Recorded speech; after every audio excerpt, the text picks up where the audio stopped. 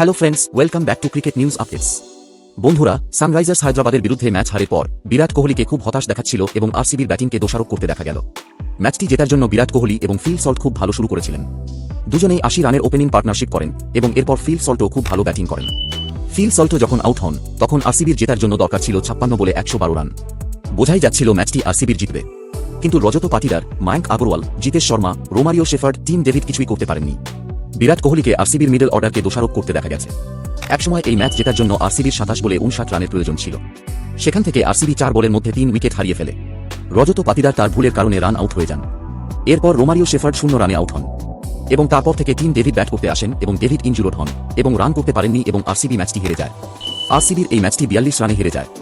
আরসিবির ম্যাচটা জেতা উচিত ছিল। শুরুটা যেভাবে হয়েছিল, বিরাট কোহলি পাওয়ার প্লেতে দ্রুত 40 রান করেন এবং তারপরে ফিল সল্ট দ্রুত 7 রানের বেশি করেন এবং সেখান থেকেও আরসিবি ম্যাচটি হেরে যায়। মায়াঙ্ক আগরওয়ালও খুব খারাপ খেলেছে। এই ম্যাচে তাকে 100 স্ট্রাইক রেটে ব্যাট করতে দেখা গেছে এবং রজত পাটিদারও 112 স্ট্রাইক রেটে ব্যাট করেছেন। বন্ধুরা, এই ম্যাচে পরাজয়ের জন্য আপনারা কাকে দায়ী মনে করেন তা কমেন্ট করে জানান এবং ভিডিওটি ভালো লাগলে এখনই চ্যানেলটি সাবস্ক্রাইব করুন। Stay tuned for more cricket news updates only on Cric News. Thank you.